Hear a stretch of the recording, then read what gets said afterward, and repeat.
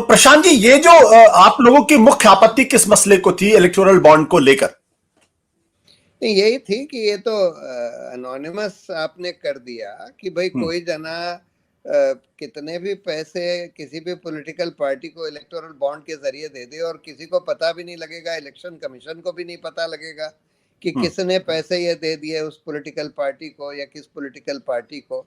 यानी कि इसके जरिए आप घूस भी दे सकते हैं। वही कंपनियां जिनको कॉन्ट्रैक्ट्स मिल रहे हैं, जो अपने हक में पॉलिसीज बनवा रही हैं, वही कंपनियां इलेक्टोरल बॉन्ड्स के जरिए घूस दे दें और किसी को पता भी नहीं लगेगा कि भाई ये घूस दी गई है इस रूलिंग पार्टी को अपने हक में फैसले करवाने के लिए या अपने हक में पॉलिसी बनवाने के लिए। तो ये सब आपत्तियां थी और ये हमारे सिटीजन्स का जो मौलिक अधिकार है, राइट टू इंफॉर्मेशन का। देखिए, राइट टू इंफॉर्मेशन सिर्फ कानून से नहीं आया है, इससे पहले सुप्रीम कोर्ट ने बोला था ये मौलिक अधिकार है, आर्टिकल 19(1)(a) का हिस्सा है।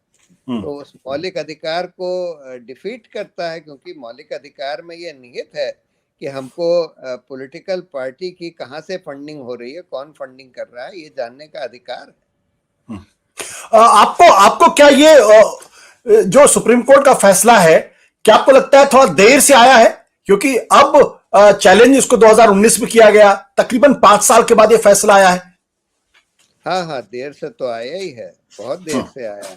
इस बीच में इतने सारे पैसे इन लोगों ने ले लिए और अभी सुप्रीम कोर्ट ने खैर ये तो बहुत अच्छा किया कि ये बोल दिया है कि state bank of India disclose करे कि कौन से इलेक्टोरल बॉन्ड्स किसने खरीदे और किस पार्टी ने उनको एनकैश किया। इससे काफी कुछ पता लग जाएगा कि ये घूस के तौर पर कहां-कहां ये पैसे दिए गए। क्या ऐसा हो पाएगा, आपको लगता है? देखिए, मुझे तो लगता है कि सरकार पूरी पुरजोर कोशिश करेगी इसको रोकने की, और हो सकता है ऑर्डिनेंस वगैरह लाने की कोशिश करें ये कि ये इन्फॉर्मेशन बाहर ना आए, क्योंकि इससे बहुत सारे चीज़ें खुलेंगी कि भाई किस तरह से कंपनियों ने घूस दी अपने हक में फैसला कराने के लिए या अपने हक में कॉन्ट्रैक्ट्स लेने के लिए या पॉलिसी बनवाने के लिए। बहुत सारी चीजें खुलेंगी। क्योंकि सुप्रीम कोर्ट पहले भी 2-3 ऐसे फैसले हुए हैं जिस पर सुप्रीम कोर्ट के फैसले को पार्लियामेंट में कानून बना के बदल दिया गया है, इसलिए ये आपकी जो आशंका है वो अपने आप में जायज आशंका है। लेकिन ये जो प्रश्न है कि इससे ये भी तो पता चलेगा कि तमाम जो विपक्षी पार्टियां हैं उनको भी तो पैसे मिले हैं, उनको भी किए गए, उनको किन लोगों ने दिए हैं, उनकी भी अपनी सरकारें हैं, तो उनका भी तो खुलासा होगा।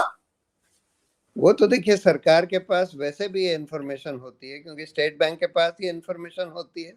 स्टेट बैंक से इलेक्टोरल बॉन्ड्स खरीदे जाते हैं, जो आदमी खरीदता है उसका नाम दर्ज होता है, उनके पास दिखाया नहीं जाता लेकिन दर्ज तो होता है। उसके बाद जो पार्टी एनकैश करती है उन इलेक्टोरल बॉन्ड्स को, उसका भी पूरा ब्यौरा स्टेट बैंक के पास होता है। और स्टेट बैंक क्योंकि सरकारी बैंक है, सरकार के कंट्रोल में है, तो सरकार तो पता लगा ही सकती है कि किसको दिए गए। सवाल यह है कि दूसरे लोगों को नहीं पता लगता, ऑपोजिशन को नहीं पता लगता और आम आदमी को नहीं पता लगता कि किसने इलेक्टोरल बॉन्ड के जरिए कितने पैसे किस पार्टी को दे दिए। सत्य हिंदी का ऐप डाउनलोड करें गूगल प्ले स्टोर पर।